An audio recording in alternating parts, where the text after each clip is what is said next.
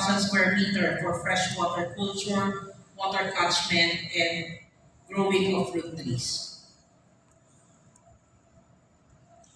So strategies for different component. For the rice paddy, we need to plant resistant varieties. So crops that can reduce pest damage and price fluctuation.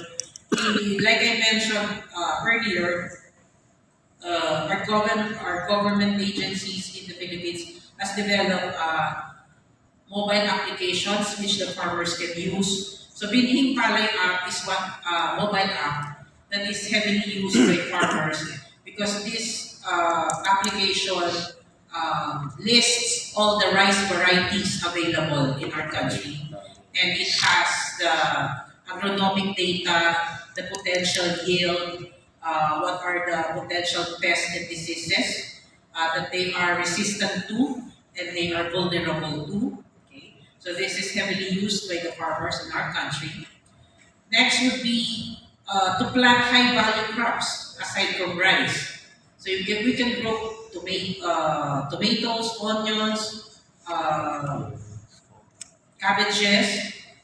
So these are additional income generating farm products. We have to plant off-season vegetables like tomato. In our country, they have already established a system to grow tomatoes using the eggplant as the mother plant. We call it the kamlong system.